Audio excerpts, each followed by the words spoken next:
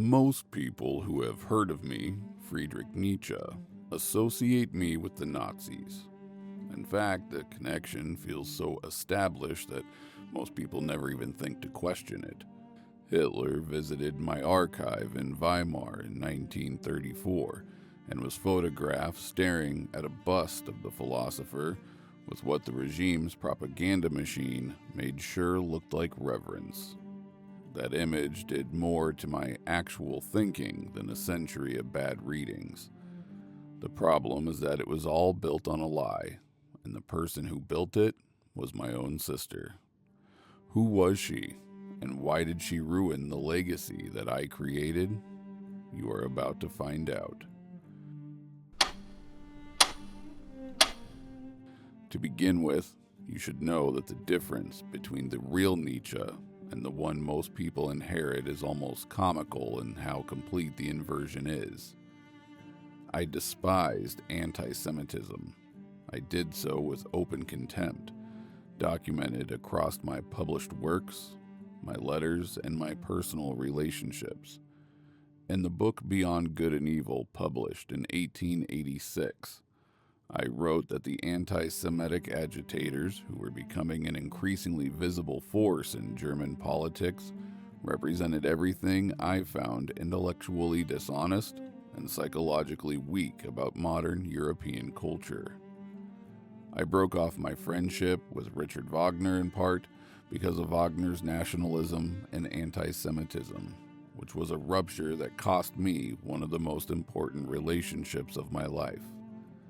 In a letter to my publisher in 1887, I made it very clear I did not want to be associated with the anti-Semitic movement in any form, and I found the people driving it beneath serious engagement.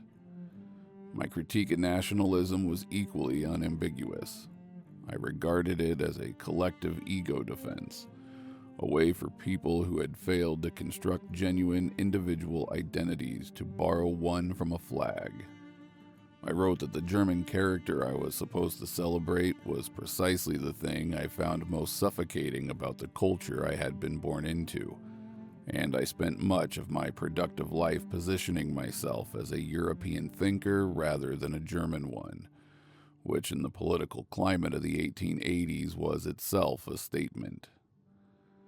The Übermensch, the concept that would later be recruited into the service of racial ideology, was not a description of a biological type or a master race as you would think. Try to look at it as a philosophical proposition about self-overcoming. In plain words, creating your own values instead of inheriting them from religion, nationalism, or social convention. The concept was explicitly anti-collective. It could not, read honestly, be conscripted into an ideology premised on the supremacy of a group, because my entire framework was built on the rejection of group identity as a substitute for genuine selfhood. While you absorb that info, take a second to subscribe to our channel and have your mind blown with similar amazing facts. Now that you've thought about it, consider this. If the published record is this clear, how did the connection to Nazi ideology become so strong that it outlasted the regime itself? The answer cannot possibly be that people misread a difficult philosopher. Difficult philosophers get misread all the time, without their work being absorbed into fascist propaganda. In this case, someone with access to my unpublished materials and control over my archive constructed a version of me that the real me would not have recognized. And that version was ready and waiting when the Nazi Party came looking for a philosopher to claim. Elizabeth Forster Nietzsche had spent years positioning herself as the person who understood me best, while simultaneously marrying one of Germany's most prominent anti-Semitic activists and sailing to Paraguay to build a racially pure Aryan colony from scratch. By 1889, however, the colony had collapsed. Her husband had passed away and she had nothing left except one very valuable thing back in Germany. In January the same year, I suffered a complete mental collapse on a street in Turin. I threw my arms around the neck of a horse that was being beaten, and as you probably know, never recovered my sanity. I spent the next 11 years in a state of severe mental incapacitation, first in an asylum, and then in the care of my mother, and eventually my sister. 2 years later, in 1893, Elizabeth returned from Paraguay. With her brother permanently unable to speak, write, or defend his own work, she moved quickly. She established the Nietzsche Archive, first in Naumburg, then in Weimar, and later in the Villa Silberblick, where I spent my final years. I passed away in 1900 without having written another coherent sentence, while she assumed legal and editorial control over my entire literary estate. The transformation of my legacy could begin. Elizabeth rarely forged a document or invented a quote, though the liberties she took with my correspondence were significant enough. And the most consequential thing she did was produce a book and falsely present it to the world as Friedrich Nietzsche's masterwork, The Will to Power. Elizabeth and her editorial collaborators assembled this book from my private notebooks, the Nachlass, the unpublished fragments and working notes that any philosopher accumulates over a career.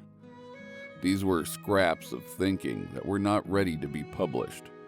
I had sketched a provisional outline for a possible future work under that title, but I abandoned it.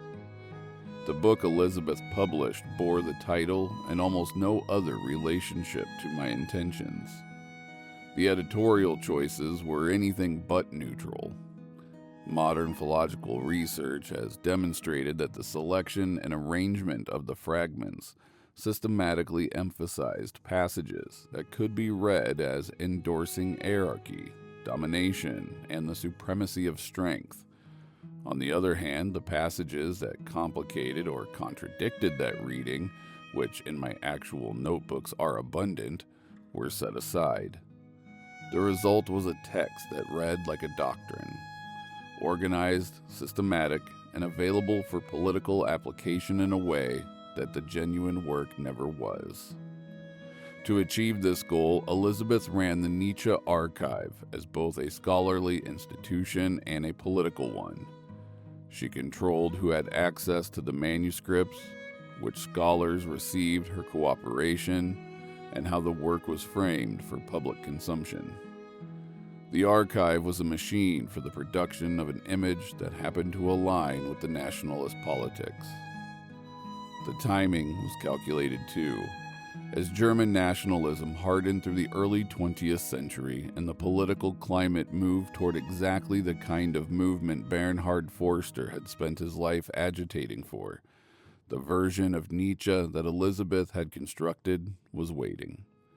The Will to Power provided a philosophical vocabulary that could be recruited into the service of ideology, without requiring anyone to read the actual published works carefully enough to notice the contradiction. When Hitler visited the Nietzsche Archive in Weimar in 1934 and was photographed staring at a bust of the philosopher, he was actually completing a transaction that had been arranged over 4 decades of careful editorial work. Elizabeth, who was 87 years old, met him personally. She died the following year and received a state funeral from the Nazi regime. That alone tells you everything about what her stewardship of my legacy had actually produced. But the most disturbing thing about all of this is how aware some people were of what was happening while it was happening. The philosopher Rudolf Steiner, who had worked at the Nietzsche Archive in the 1890s and knew Elizabeth personally, left with serious reservations about how she was managing the material. The literary scholar Ernst Schmeitzner, who had been my own publisher, noted the growing distance between the philosopher's documented positions and the interpretation being promoted from Weimar.